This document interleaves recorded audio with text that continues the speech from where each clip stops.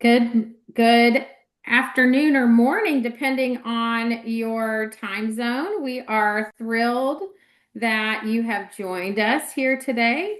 We're going to wait for a couple of more participants to sort of come online, but thank you for joining us in our post Slate Summit debrief and getting a chance to talk about things we are all excited about.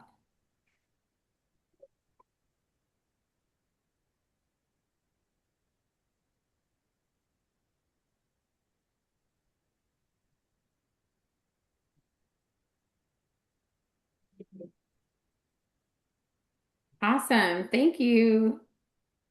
And keep using the chat.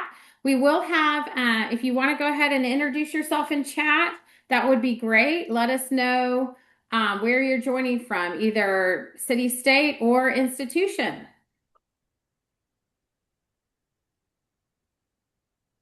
And we have a nice mix of people joining us today, both not only folks that were at Summit, but also people who were not able to attend. Awesome.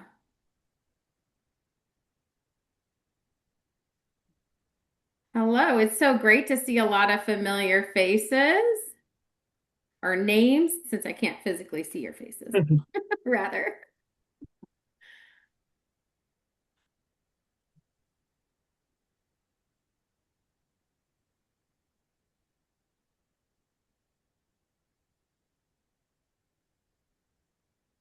Great. All right. We'll do one more minute and then we'll get started. For those who are just now joining us, if you want to go ahead and place in the chat where you are hailing from. Awesome. Great. Okay.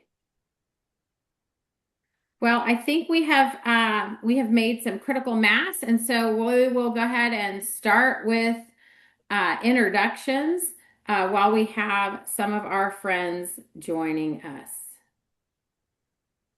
So just a couple of housekeeping items. You can use that Zoom Q&A feature. It's right there at the bottom of your screen to submit your questions. We also have the questions that you pre-submitted, so thank you so much. We plan to address those. We will start addressing questions at the top of the next hour. And so we will do that starting at about noon Central. Then you'll receive an email with the recording within 24 hours. So any questions about slides, will they be available? Yes. That will be sent to you after this session. So we are starting off our session with some introductions of who we are, who BWF is, and then we actually are going to go into talking about what each of us are really excited about just on the heels of having attended Summit. Summit was, for those that you were there, Summit was a great time. If you were not there, please plan and join us in Nashville next year, correct? Aren't we back in Nashville? I think we have Nashville, then Chicago, Nashville. So anyway, join us next year. It was a wonderful time for the advancement community, for the Slate community in general. Plenty of entertainment abounded, as you would expect from our friends, Alexander and our friends at Technolutions. And so we're going to each talk about different things different enhancements, things that were previewed that we are excited about from an advancement lens. We're going to have a little bit of time for a demo, and then we'll open it up for questions. So starting off, wanted to quickly introduce ourselves. I'm Amy Lampi. I'm an AVP at BWF. I serve at project leads for almost all of our Slate implementations. And I have my experiences, I have about 25 plus years of experience in advancement, sitting in just about every seat in an advancement team. And I have just been really lucky to be a part of the implementations team and be a part of launching BWF's wonderful preferred partnership with Slate. So, and without further ado, I'm going to pass it over to Amanda. Hi, I'm Amanda Cole. I am a director at BWF Zuri. I've been working in Slate for advancement since 2019. I have a background in advancement services, prospect research, and events, and I now work with institutions to implement Slate and help them to get the most out of the platform. And I'm excited that you guys are able to join us today. All right, Becky. Hi, all. I'm Becky Kennedy, a senior director here at BWF Zuri, also working on implementations with a focus on Slate with training and technical support of all kinds. And I have about 30 years of experience in technology and the last 20 plus in advancement services. And I'm have drank the Slate Kool-Aid. I'm very excited to think about Summit, talk about Summit, and pass it over to Scott. Hi, I'm Scott Larner, Associate Vice President with BWF Zuri. I have about 10 years of experience now in advancement services. Came from Cooper Union, where I implemented their enrollment and their advancement instance, as well as 5 other pre-college programs all into the same instance. So my specialty is kind of the big projects within Slate, portal building, big queries. Yeah, and technical lead on a lot of projects. So I'm excited to show and talk to you about some of those new innovations here today. Thank you, Scott. So, just real quickly about BWF Zuri, we are a full service advancement and technology firm. We serve all types of different nonprofits. We have a team of over 170 members. We have over 450 clients annually, and I would say our strength in especially having merged with BWF, having recently merged with Zuri, we have a really core bench strength, not only in fundraising, but it's matched with our technology services. So very excited about all of the offerings that we provide, not only for the Slate community, but for the higher ed advancement community as a whole. As you can see, these are sort of our 4 key areas of service: campaigns and fundraising strategy, that engage and donor experience. We have a whole team devoted to those services, fundraising operations, and then technology and implementations and that optimization. And that's the team that the 4 of us serve on. All right. So if you talk about sort of how we intersect specifically, so here we have BWF Zuri as a whole. What we specifically on the Slate team specialize in is captain training, providing you with also different kinds of portals, creative portals. We're going to go over with some creative portals of purpose, some of the sessions that we showed at Slate Summit. With our captain's training, we do Slate admin, admissions to advancement trainings, and then also fundraising 101 for those of you in admissions or your colleagues in admissions that are trying to learn about what fundraising is. And then we also, with our alumni portals, we do giving day portals, annual statement portals, reunion portals, alumni directories, volunteer management portals. We've done a lot of Slate assessments, refactoring, also Power BI and Tableau. We've embedded those as dashboards within Slate instances. We have AI models, wealth screenings, and engagement scores that we embed organically or utilize AI technology for modeling within your system. We also do NCO. We have NCOA offerings for Slate clients as well. Core of a bunch of our business is around advancement implementations. We are only do advancement implementations. That is our specialty. And then we also do some advancement operations related portals, and those would be involved like prospect profile portals, task management portals. That's been really popular. Grant management portals, performance management portals, plan giving portals, and stewardship portals. Okay. And then we, last but not least, we also provide a lot of managed services. So we see that after implementation, we'll stay on with a client and help with some of that additional support. So without further ado, Becky, let's talk about what you're excited about from Summit. Absolutely. And you may be thinking, why am I excited about matching gifts and DAF pay? It's because I spent over 20 years in the advancement services and gift processing world, with lots of questions, I think, about matching gifts in particular. So if we advance the slide, um, we know that more than 26 million people work at companies that match gifts. And we also know that not nearly that many are uh, having their gifts matched. And there are a few reasons for that. One are kind of barriers to entry. It just feels difficult for them. And so we have a few things that we can do now in Slate with this new feature. The first thing we can do is what we're looking at the top here are is on the company record.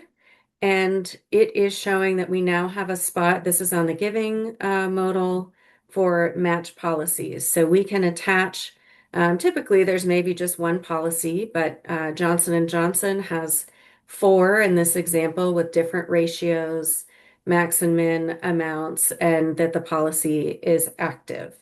And the what I think is really cool is uh, Slate is going to automatically, and I'll show this on the next screen, identify potential matching gifts. And it does that in two ways.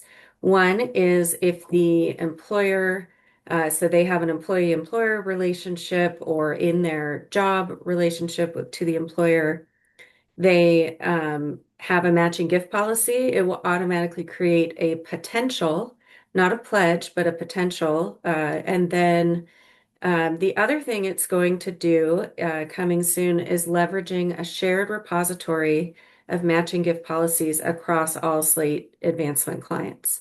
So that's kind of the model that we've been looking for quite some time. And so I'm going to jump to that next, or Amy, let's go back a slide. So the other thing that's exciting is that when you are the gift processor entering the gift, a lot of times you're having to jump screens back and forth right now to figure out why are they getting this match? Do they work for a matching gift company, etc. Well, now you can, under fulfilling, you can actually fulfill a match potential. So I think that's exciting for our gift processors, but also for everyone else who wants to see those matching gifts going in. And then you can see here, you could have two windows open, one with this is a person's list of potential matches when you're doing that gift processing. So on the next slide, I just a plug for Slate's been doing a lot of really great work on their knowledge base articles, and there are two new articles related to what we just discussed, and I highly encourage you to click on the little red or the what is that, a telescope icon, and also to use Slate AI. It gets better and better all the time for asking for help. Becky, we have just an early question. Do we know when this is launching in production? Number one, and is this going to replace double the donation? Um, Quite a bit has already been launched. Slate doesn't typically tell us when the rest is coming, but I know that this was the first feature that Alexander talked about in his big to-do speech, so I think it's pretty important. Will it replace double the donation? I don't know the answer to that now, but let me think about that and talk with Sean at Technolutions about whether it will meet all of those features. DAF pay, right? About 10% of charitable giving now is through DAFs, and I'm guessing it's even higher. That statistic is a couple years old. So just thinking about what other barriers to entry can we remove? I know a lot of DAFs have gone to wanting to set up a bank account for an ACH, and a lot of finance offices are hesitant about that, but DAF Pay is now an option, just like Apple Pay, that you can turn on in your online giving forms. So queries, my favorite thing to play with and materialized views within that are definitely my favorite. So uh, I feel really strongly, if you've ever talked with me, that you should empower your users and give them access to queries with measure, right? Um, Having them feel empowered, feel like you trust them to do some of this work on their own, often leads to greater job satisfaction and success in meeting their goals. So right now, one of the best tools is building out a materialized view that allows you to have performance improvements. You can create, for example, your campaign total could be listed in a materialized view. It runs overnight, um, gives you that result, and you control that logic. So you can make changes to the view, and that will cascade into every query where they've used that view. Really nice way to prevent people from making mistakes, but also if you realize you maybe made a mistake in your query, what can you do in the materialized view to resolve that mistake that cascades? Slate has now expanded that further. So go ahead and take us to the next slide, Amy. So now we can set queries to um, in the query. Let's see, I skipped over the query library. Query library is the place you want your users to go to grab the best data. That's those are the formulas and information that you've placed in a holding place to give people access to that information. Again, though, if you realize that you've made an error, or you want to upgrade something or change something, or the year has changed, you can now make that change in the query library and set it to lock and load, or I don't think it is linked and load, excuse me, and it will cascade down to any query that has that library export in it. That's pretty exciting. That's going to save hours and hours of time there. My last note about queries, if you advance for me, Amy. Oh, okay. I'm going to mention one more time. There we go. Thank you. Um, we now have some options to change the overall time zone, change the time zone within queries, and also you can reset your requested delivery windows. And that's one thing we want to be cautious about as you test putting in your new, schedules that maybe you're going to run it more than once a day, or you want it to be able to run two um, materialized views that are dependent on each other, and so you want them to run at the right times. It is a requested delivery window. So that means that Technolution still has some say in when those run, and so you'll want to test it and see how that's working. There was a question in the chat about the time zone, and we'll see if we have time for that at the end. Subtabs, they are a brand new feature that I think is really awesome. There's things that are live now and things that are coming later. So um, I know that I've seen, I think when I left Whitman College, we probably had 12 tabs across the top of our instance. And that was not everybody had all of the tabs, but it was really cumbersome for users to figure out where information lived. So where it says add subtabs to profile now, this is where users will be able to, um, excuse me, admins will be able to add the tabs to the profile tab. So if you can see here, we're now seeing the prospect and involvement tabs have moved above the biographical section on the profile rather than being their own tabs. So we could do that now. And I think some of us, for example, the details tab that many of us have could be a really useful thing to have moved over here. Later, soon, hopefully really soon, we'll be able to add subtabs to tabs. So this illustration that comes from the document that they sent us after Summit shows that we'll be able to, on a right sidebar, see additional tabs on the right side. So this, for example, some of the examples they gave would be if you have a series of things that are relevant to prospect managers, you could put those all on one tab. So that's kind of where they go and live. It's like a hub for them to look at their information. That was a quick run through, but if you have questions, let us know. We can cover them at the end or reach out to us more about queries and matching gifts. Now we're going to pass the torch over to Scott to talk through things he's excited about. All right. And I know there's some names I recognize that I've worked with before, so that it'll be no surprise that I'm going to share my screen. So I want to talk a little bit about some of the new AI features, and I'm going to couch it by first framing it around the new dynamic query functionality that has been released. So dynamic queries is a really powerful new tool. So essentially what you need to do is, if you build a query, and I have a couple simple examples here. So I have this gift query, and I can run this query. And once I do, and there we go.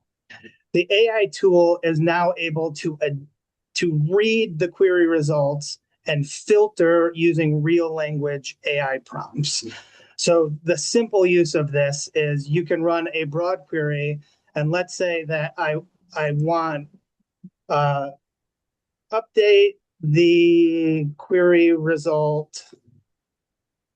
And Scott, do you want to, are you ready to share your screen now? Is it not sharing? Nope. Hold on one second. But I saw Scott's screen. I was seeing it. Oh. Yeah. Oh, you are? Okay. You are seeing it. Okay, sorry. I'll bring it back up to show. Oh, now I need to get rid of my Zoom bug again to show GIFs between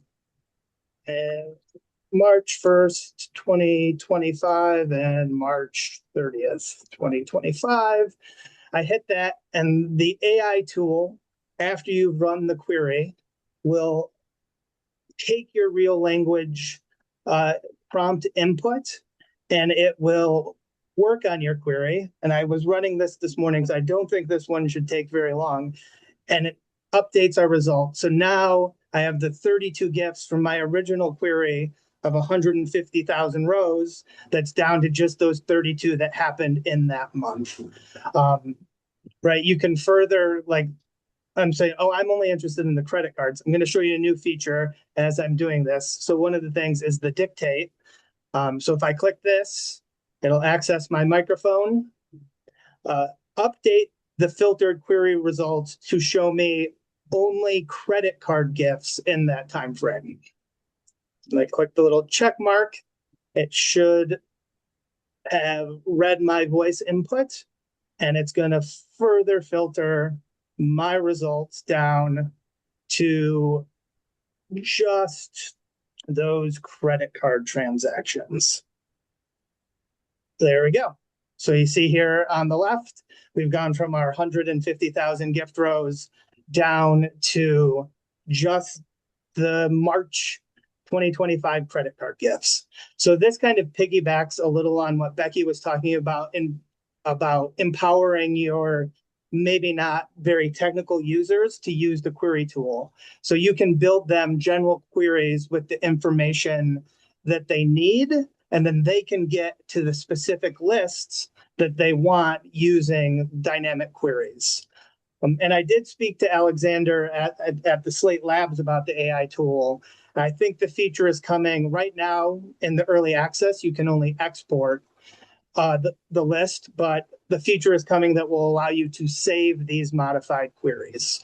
So this kind of increases the querying power of your staff, by a couple factors, as they don't need to understand the tool behind the scenes or the idiosyncrasies of your prompt lists. They can take a look at the results. and then use the AI tool to kind of mold that result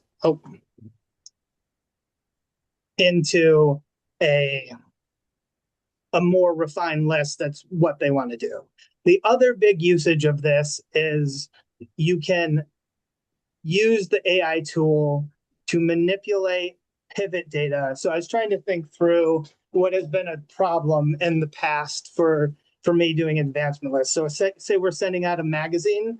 So right here, you can see on the right, I wrote this AI prompt using a list of all of my addresses in the database. And I told Slate AI, show me everybody who's not married that lives at the same address. So it took, and I can show you using just this person query, and we'll let that run. We can come back to it. It pivoted it, and now I have this list that's not person-based, but address row-based, that's showing me every person who lives at that address. So I can use this in a validation query, clean up my address records. So, right, and this is just a natural language prompt over here that I built to kind of pivot this one person per row address data into something that I can use to start to analyze and look deeper into the data. All right. The other thing is, back to the gift one and run it, is let's say you do a query and it's really good, and I'm going to use that all the time. So we have this donor giving pyramid, and we've written the prompt here in the back end in the AI snippets. So I'll back up a little bit. So this is in your database. Go to AI snippets. And you can build kind of a query prompt that functions in this dynamic query. So this one right here, we're telling it where it should operate. It's in the manage query.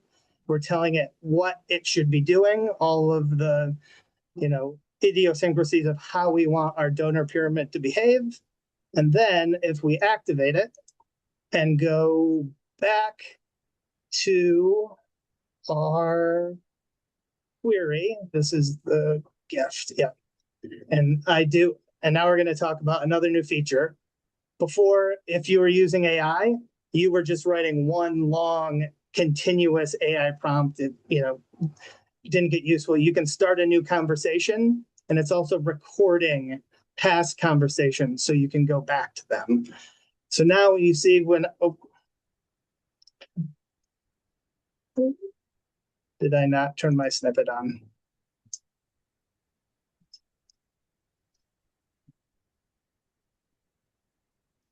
There it is.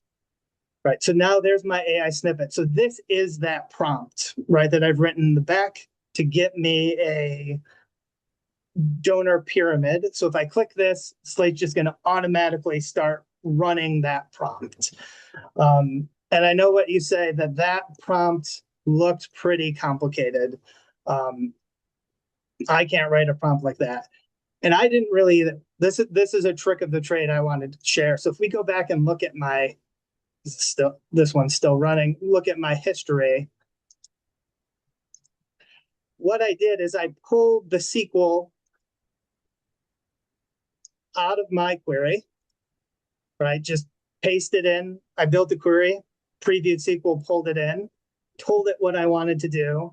And then I actually went to Clean Slate, where Sean has built a similar one. I pulled this out and I said, hey, Slate AI, build me the prompt that will do this for my instance. So I'm using AI to help me use AI better. So for those of you who might not have experience with prompt engineering with the AI, you can use the tool to help you get better. All right. All right, so it finished. So we ran our donor giving pyramid. Originally, it was one row per gift. This has pivoted that data to show us our bands of giving over the fiscal years. And again, you can design the layout how you want it. This is exportable to Excel, right? So a very powerful tool, both for your staff that might need help building and using queries so that they can filter using natural language, and then a powerful tool for the more advanced technical users who can use it to build these more advanced prompts and pivot the data for reporting and other uses. All right. Talked about, well, there is Maximize now. So if you're tired of writing your AI prompts over on the side corner, you can bring it out to the whole screen.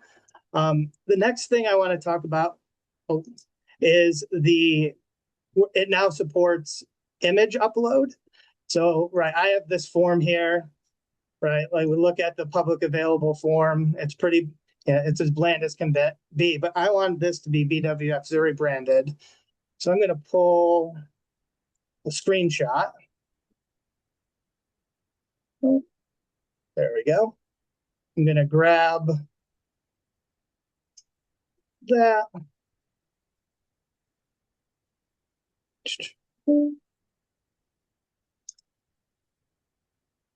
Oh, I think Zoom might be stopping me from doing it.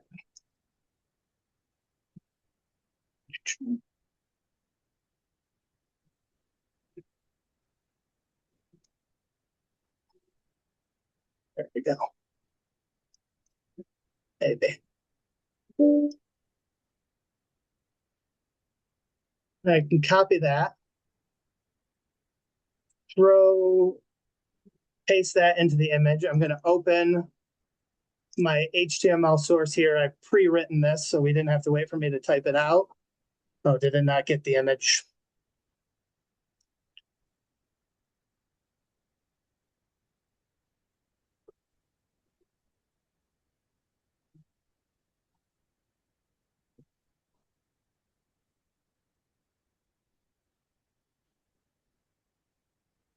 This was my favorite part of the print. Oh, there we go. So it should have, oh, it grabbed all of the kind of branding style font from our BWF Zuri page. It updated my background HTML just using that screenshot. And this is completely different than the last one it did, but it, it updated, it gave me, I didn't have to code anything. I could just use existing, branded material, and using that image slate allows me to very quickly update and bring my form in line with brand standards. The other thing now is you can take screenshots of like a query you're having problem with and upload that directly and say, hey, this is giving me no results. This is what I've done. Can you get it sent? So that kind of brings it up to parity with some of the external tools. And now you can do it right there inside Slate and kind of quickly modify and build inside branding and other guidelines. All right. The other I wanted to talk a little bit was the new AI scan functionality. So I built like a very simple form here, just 4 fields. Now from the back admin side of thing, if you use this new registration, there will be this new little scan button. So I quickly yesterday wrote out, I don't know if, can you see the file directory, or are you still just seeing the slate? We see it. Oh, right. So this is the little note. You see, I don't have very good handwriting. I wrote out my email, my first, last, a little contact note. Now I can upload that using that scan tool. Slate AI will read it, and Slate AI will fill in the form with the information there. So you can use this, your gift officers, if they've handwritten notes on visits, you can build a form for them to upload this. If you're collecting address update cards at events, right? So you can scan all of those responses in somewhere and let Slate fill out the form instead of having people do it manually over hours. So I think there's a lot, I think Becky, you were talking about event registration. Maybe older guests don't want to use their phone. You can do a paper event registration and then allow Slate to use its form scanner to fill out those fields. All right. I also wanted to touch briefly on the AI query tool. So one of the things that it's been a feature for a while, I just want to make sure everyone is aware of it, is that the AI tool will read basic information on a record. So right now I'm asking it to do a summary of giving for the Alexander Hamilton record in our base instance. Slate has access to anything that's on the profile tab, on the giving tab, and should be able to give a response to your user based on those core data points. While that's processing, the new AI query knowledge tool is a bot. So again, this is in bots in your database. I've built a donor info bot, which is this. This allows you to start bringing all of those custom fields and entity data into the AI tool. So you, as the admin, can build out through a query what you want your AI tool to know. This can also be permissioned. So that you can build different query knowledge tools that will give information to different people. So you're not letting too much out the door, but this allows you to start having answers about your whole universe of data that the AI can chat can just understand from its access to that query. Contact reports, assignments, prospect status. You can build that any custom field, build that into your query knowledge query, and then the Slate AI will have access to it to provide good data answers to your users as they ask about the records. All right. And then finally, I think I'm getting close to the end of my time, but I wanted to touch on Data Explorer. So right now, what I have up is just a normal Slate report, right? The way that Slate reports have functioned for a while now. You get a couple different chart types, you can it's pivoting, but there's no real way to partition to filter the data. What the new AI Data Explorer will do is allow you to, through natural language prompting, take your Slate reports and turn them into filterable, parsable reports right there in the Slate tool. So you can add filters, you can add different tabs. This will all be done through AI. It's not released in early access yet, but we're excited we're coming in. I think we'll touch a little bit more on this during Amy's presentation, where we go over some of the reportals that we've done, which is a very similar concept to what we think you'll be able to do with Data Explorer. And I do think it's live in Clean Slate. So, all right. I think I touched on everything there that I wanted to get through. So I'm going to give control back to our slideshow moderator.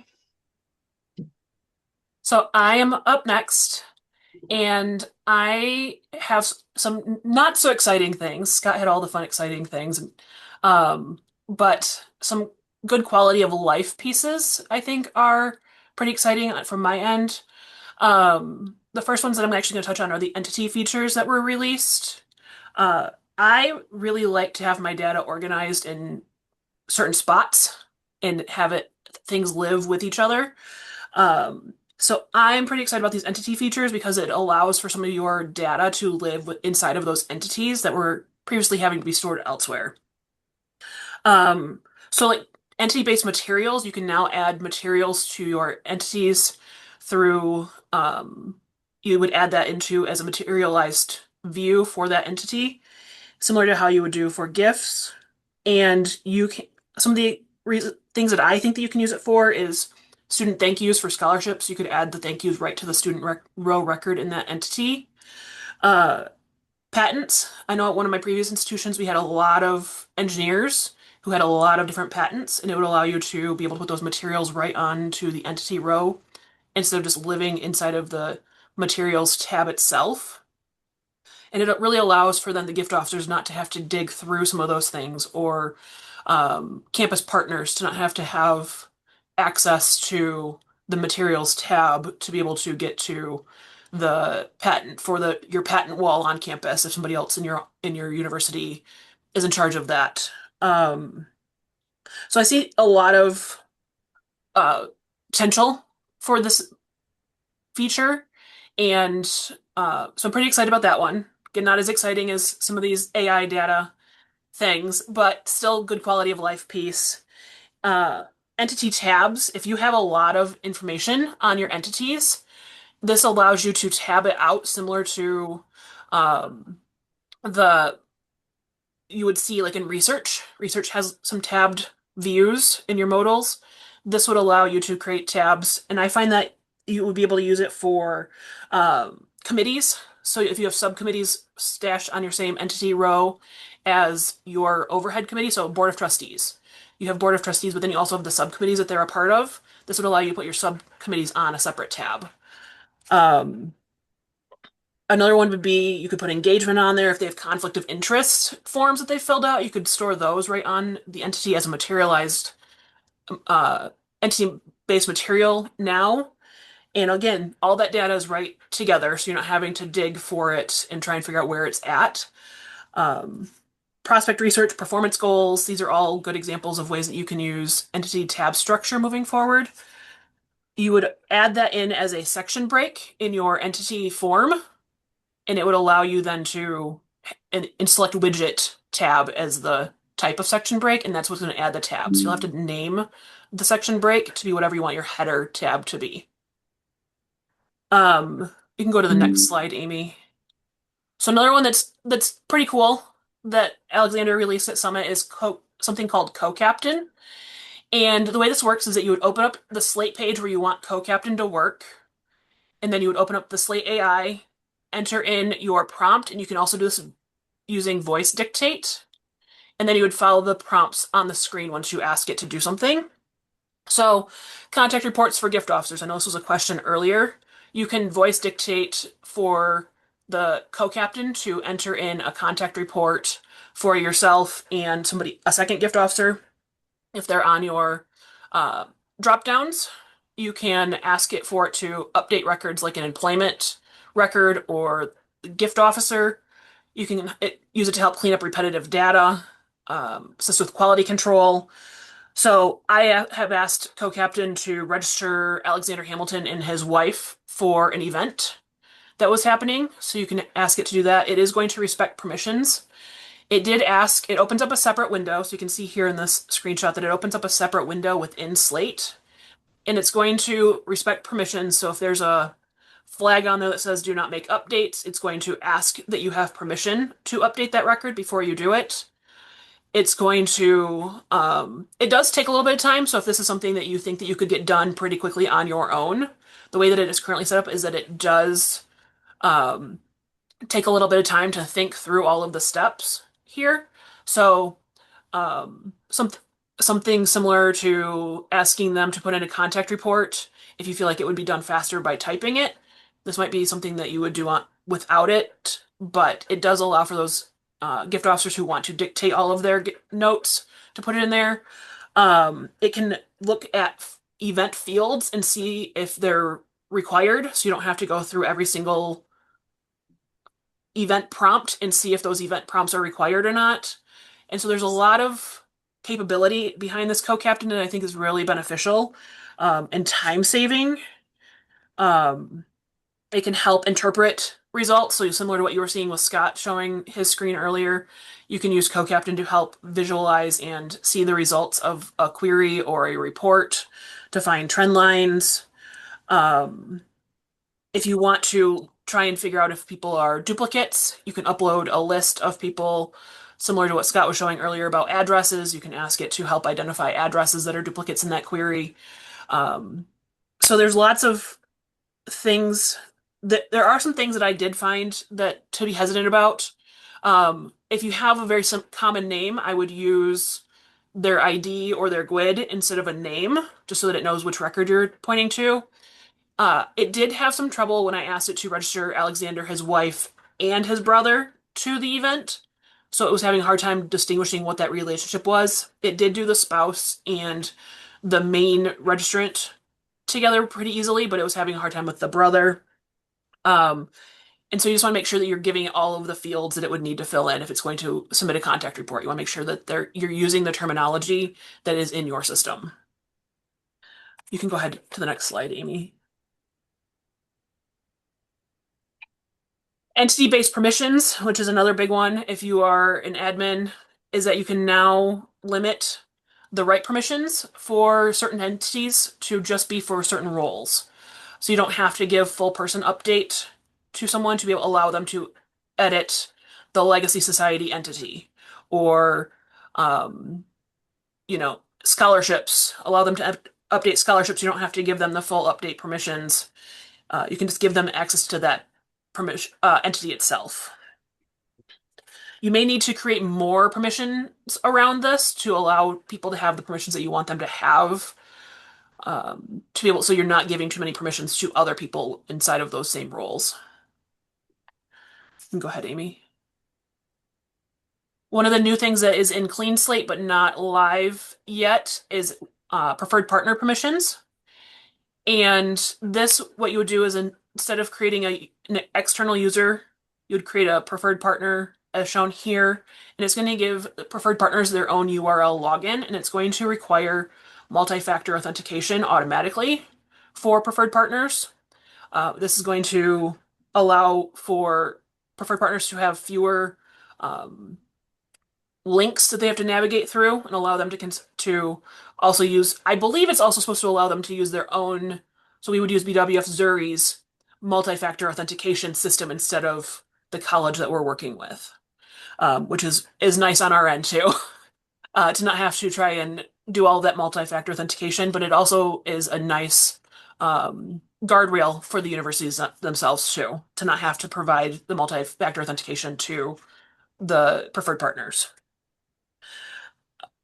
Go ahead.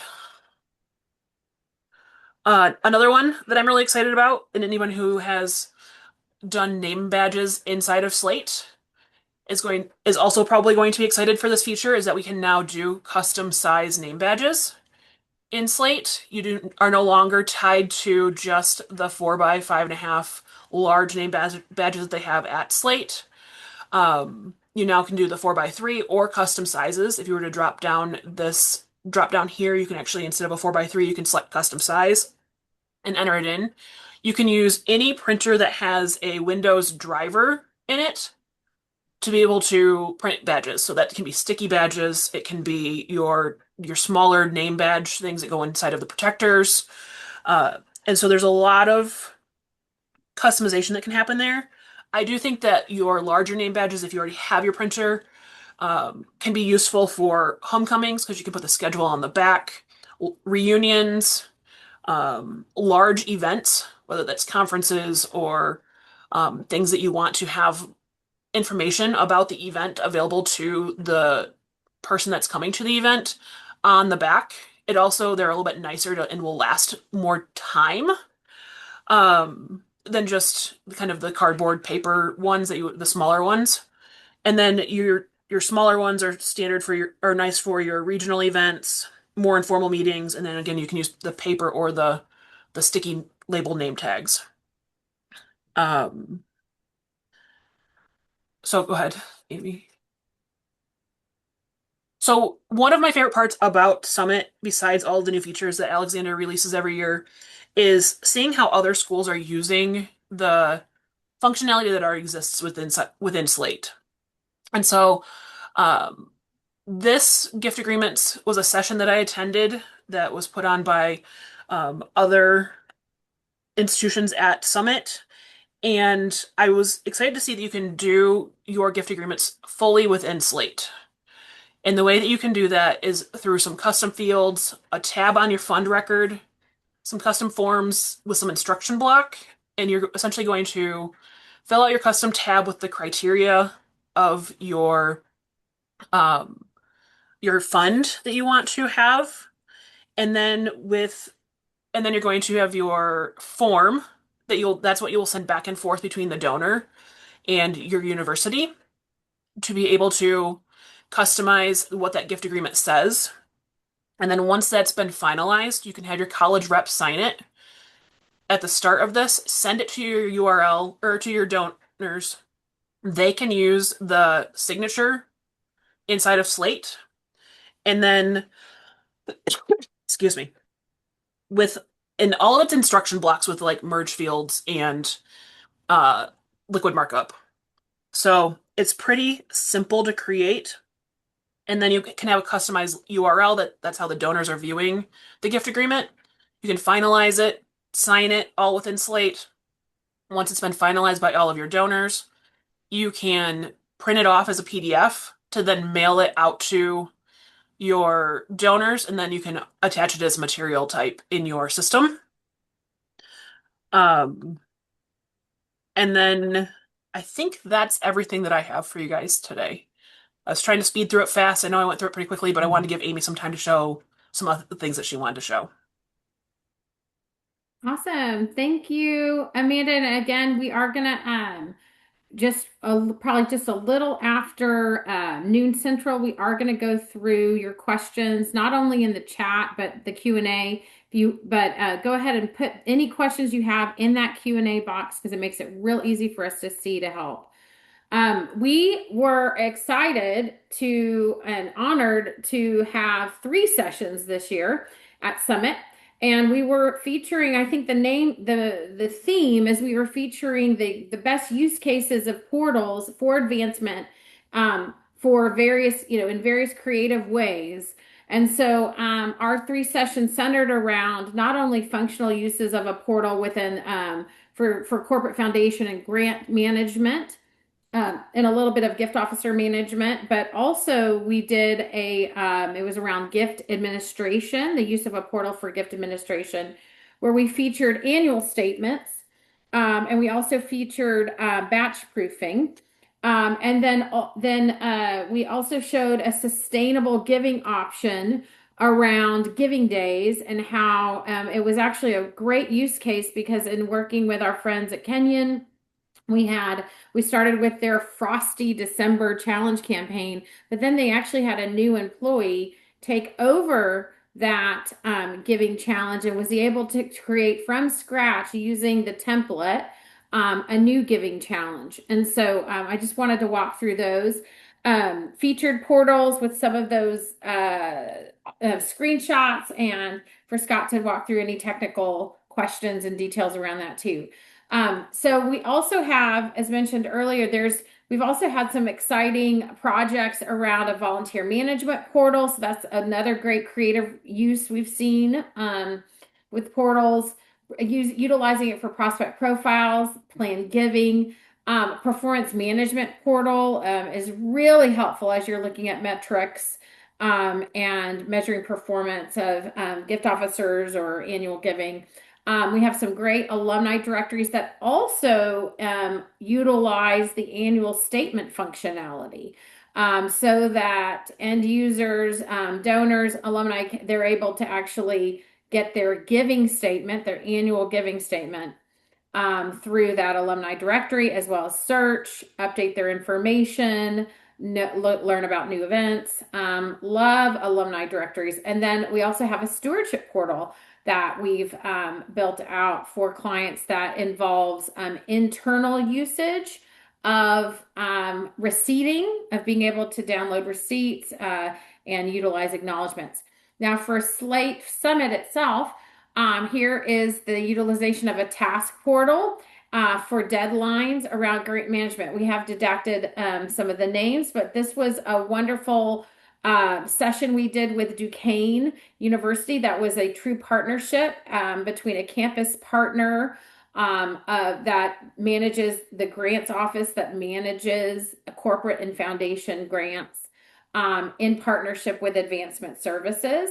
So you can see here, this is the portal that started with tasks, and you see each of those buttons at the top where they're tracking the tasks, and then they're also able to filter by user. They're able to search the name, the awards, the school, and filter by school. They're able to filter by funder. And then you're able to, when you click here, you see more around those tasks, around this grant management. And then you're able to see and assign and sort by deadlines. So this is a really great utilization for the grant writers on their team. You can also see here that the grants themselves are all managed by their own records, and then there's some statuses involved. Scott, anything else you want to talk about this page, this task Yeah, page? yeah, and I don't know if I'm answering the question that just popped up in chat, but this is all built around the task internal Slate task management portal. So if you're creating pre or post grant tasks through form submissions, a portal like this would pick this up. The other cool thing that we figured out here is that pencil icon on the right. I know Amy can't click on it, but that actually opens the task modal. So you can update and mark tasks as complete right from this centralized hub instead of having to kind of flash around between the different records, find where that task live. This centralizes all your tasks and lets you update and modify right here from one location. Yes, and this is for pre and post award tasks, and they're very deadline driven, so they love this. They're utilizing it, their grant officers are utilizing it, and we're using innate Slate functionality around it. And you can see here, you can also click here, and then you'll see it'll take you to a new screen that has the completed tasks. But then also here's the use of deadlines, which I love because they have it different color coded around deadline. This also has the name of the user. And it has the name of the awards, also the name of the faculty. You have utilization around school, the type of application or LOI, funder, description, deadline, and status. So, and then you're also able to either clear filters, utilize. So this is all for that end user grant officer experience. They can use the filters, they can clear them, and makes, they're not logging into Slate, or they have this ability to have access to this. And then here there's the export to Excel, and then which is really helpful. So the main thing is you didn't want the grant officers to have access to like query and log into other things around that. And then they can update here on the this fourth tab. They're updating a content library, specific things that they need for the grant request. Um, what's really exciting also is you have reporting features and dashboards around it that the corporate and foundation team really is helpful to see these snapshots. Scott, you want to talk about these reports real quick? Yeah, so I mean, this is a classic reportal. So taking all of the grant data information and building out a one-stop shop for those grant writers and grant and foundation officers, so they can see all of their information all in one place. It's right on a portal that's embedded on a homepage tab. Yeah, and I think there's more to. I don't think we got the whole shebang of that portal, but we're able to kind of parse and give them a lot more. And this is where earlier I was mentioning that Data Explorer might allow us to do some of this work that looks like this using the portal right in the native Slate reporting tool. So I'm kind of excited to see where that's going. So it really, we feel like some of these new features will fast track some of the things that you're already able to do in Slate, but you're doing it by hand, and a lot more of a custom way. The hope is that Data Explorer can help us fast track and get to this kind of functionality. Moving on to the one thing I will say about task management is we've also utilized it for grant officer tasks as well. So we've worked with schools that really are excited about task management and utilizing that same kind of portal for tasks around gift officers and moves management. Okay, so this batch proof portal is a great example from our friends at Valpo. And what you see here is this ability to filter different, as a batch comes through, you're looking at those summary tiles, and you're able to filter through the batches and actually also click and go into detail around the various batches. You're able to look and sort and filter by certain days, entry types, gift types, clear the filters, and also print to a PDF. Scott, other thoughts about this batch proof portal? This was a part of our complex gift administration session. Yeah. Yeah, and I think this was a specific request because Valpo needed to produce a document like this uh, at the end of the day for their gift processing needs. Although as as a report, what I like about these is it gives a very user-friendly way to filter and parse data for end users that might not be query experts. So I love, right. So you can see there at the top, you can filter by how it was entered, manual enter, came in through a credit card, all of this stuff. So it allows, and you can use that concept kind of to build parsable executive summaries or reports, a lot of different options to using these reportals. And the ability to sort. You see these sorting capabilities with these little carrots as well, which is great. But then also partnering with our friends at Mercer, creating an annual statement portal, which we had mentioned also that in phase 2, that functionality is going to fit within their constituent alumni portal. Directory portal. So here you have an example of it was not only a corporate foundation annual statement portal, and this is the example of the corporate one, but we also, it was for individuals as well. So here you're seeing Walgreens Company, and then it's being filtered through the calendar year. I think you also had some parameters here, Scott, where they cannot go outside of certain calendar year parameters. Correct. Yeah. It was limited to a few years back of data for the uh, user, and then we built an admin version where the Mercer admins had full access. But yes. And then here you can search through various gifts, but you have the ability to update the list. And then you can print and save to a PDF, or it can be exported to Excel. The other great thing is that there was customization based on the gift type, because as you and I know, having done annual statements, it is a complex process. And so being able to know that for certain kinds of gifts, whether they are stock gifts or other types of cash gifts or pledges and payments on pledges, that this kind of functionality would trigger into a different type of statement and wording below within the statement. Scott? Yep. Yeah, I think the dream here for the client we were working with is to embed this into their donor portal and then have complete self-service on these end of year annual statements. So we were excited to be able to build this. And here's sort of what the final looks like. And so you can see in this individual statement and in working with Crystal at Mercer, this gives you sort of that final version. And this is what like the printed PDF version would look like for the end user. Really nice and clean, and something, again, to Scott's point, self-service. And then finally, working with our friends at Kenyon, you can see that they had an interactive video with a rotating GIF. And this was their Giving Day portal that they were able to do for their Spring Giving Day, where they had repurposed a giving challenge, a December challenge. This is all appeal based. And so by using a new appeal, they were able to create this portal. And then there was the ability to have sub pages and this toggling back and forth for the Athletics Giving Day Challenge. So when you click on that switch to athletics, you go to the Athletics Giving Day, which looks very similar to this page and has like similar thermometer, and you could make a gift specifically to athletics.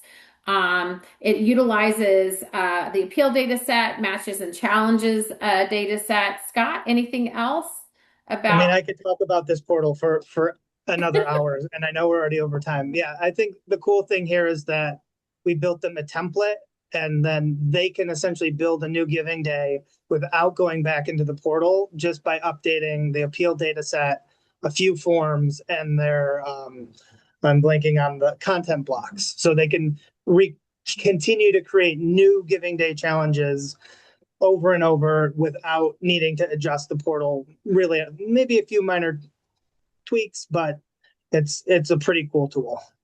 And they were able to embed a social widget. And then here you see the matches and challenges are each individual pages, but this is all again linked through the appeal. And all they had to do was go to, and here's a little bit behind the scenes. You had this Giving Day details tab in the appeals data set. So they're updating this information as well as the videos. That is allowing you to then populate the portal. And we really feel like this sustainable option is wonderful because to the point of Mandy, who partnered with us on the session, she was not a part of the original build. And so she was able to validate that it was a really easy process amidst staff transitions for her to take over and build this portal. And then finally, embedded within this portal at the bottom of the page, you actually have these leaderboards. And so this has been a great solution to replace their third-party crowdfunding software, where you have the ability each of these buttons is clickable, where you can look at fund, look at giving by fund, you can look at giving by donor, class year, constituency type, and then also when you click, you get this donor map that is in the colors of their institution. So without further ado, we're gonna keep talking about. We're actually gonna open it up for questions, and so while we do that, are there any other further questions? So there's a question about what changes, most interested in changes to the gift officer fundraising experience. And so what I'll say is there are not specific items that are just for gift officers. However, there are so many cool new things that can help them do their work of fundraising. One of them is utilizing some of the things Scott talked about with AI, where they can ask questions like, what is the pledge balance for my donor? Or, some of those questions that they don't want to run a query, they don't understand how to read the giving screen, possibly, right? Or they just don't have time and they want to be able to ask AI those quick questions. What is the campaign total? Also being able to, like Amanda or Scott showed, the taking photos for form fills, using AI to craft their contact reports so they don't have to write them. They can just put in the details and AI will do it for them, building a hub for them with tabs. And if you get excited about our task management portals, we can really do some fun stuff for them so that they and their leaders can view their tasks. So, Yeah. And the other thing I'd add on, Becky, is I think we didn't talk about it today because I think it was a last year summit release, but the assignment list feature, which you can check out in Clean Slate, I think is Technolutions is really how they're thinking about consolidating the information that gift officers need into one place that includes cadences and communications tracks. So that I would check out the assignment list in Clean Slate. We're happy to talk about it too because we think it's a cool new feature. But I think that's one way Technolutions is thinking about improving the experience for gift officers by bringing everything that they need exactly into a place with just the records they need to see. We had some other questions about like printers, if we knew printer recommendations. I don't know if any of the printer recommendations are changing with the new badges, with the new enhancement about badges, but any recommendations on printers, or if we want to, I think they also have some in knowledge base, some links in knowledge base about that. I don't know that they've updated the knowledge base yet to include the smaller badge sizes. But I mean, a lot of the brands that you're used to seeing, I think will work. Brother and a lot of those kinds of more common ones that you're used to seeing, would be an option as well moving forward. I think we And need like a support group for badge printing. There is a development user group that might be a great place for people to be chatting about mhm, how are you making this work for reunions and homecoming? yeah. Just going through a couple other questions, just confirming the dynamic queries, Scott, is just affecting the results and not the query itself, correct? Correct. Right now, the dynamic query will allow you to export the end result of that AI manipulation. The end state, per conversations with Alexander, is that you will be able to save that new query. So you can save your giving pyramid as its own separate query with the new kind of SQL code that created that. It's not there yet, but yeah, the original query will remain and you can come back to it over and over. Awesome. And then is there verified reliability of the AI filters? Do we know? How reliable do we think? I have not seen it be wrong. Okay. I mean, it's hard to prove that it will never be wrong. Again, this is, with any of these AI tools, it's trust but verify. Like Yes. you should be, if you're the one responsible for pulling similar reports, you should be spot checking that what it's saying makes sense for a number of records before releasing it to the wider audience. But yeah, I mean, my experience with it is that the reliability has been very good. Sometimes it's my prompting that's bad, right? So you need to be aware that you're asking it to do the thing you do, which comes back to the verify that the result you're getting is the result you asked for. Great. We have, I think, one more question about the matching gift repository from Micah in the chat. I Becky? do not believe that the repository piece is not live. And it's a little bit unclear when each of those pieces will be rolled out. Some of it's there, some of it's not. So I'll see if I can get any more information about that. So before we close off, we want to let you know that we are hosting up in August. There's a couple of things coming up. Amanda and Becky are going to be hosting the BWF Zuri Ask Us Anything on the usual community conversation times. And then also excited that we're super excited. Another thing we're excited about is a development user group, completely user focused based led, was launched at Summit. Our friend Josh Loppitz will be posting something soon because we will be launching. There's going to be launching some monthly meetings where we can be talking about some of these things around user-led pieces. It's really being able to take the advancement forum and have a user group where we are working together, all as users, problem solving, sourcing enhancements together. And then we have captain training. So be thinking about if there's any folks on your team that need further training. Finally, I think we have like just a quick poll. So if there's anything that you have further information or other topics you want to see in the future, we want to hear from you. And so let us know if there's anything here that sparked interest or you want further follow up on. Awesome. And I'm seeing interest around trainings and Slate AI. So thank y'all for that feedback. Okay. And then we already went to questions, but if you have any further questions or follow up, please do let us know. And here's our direct information.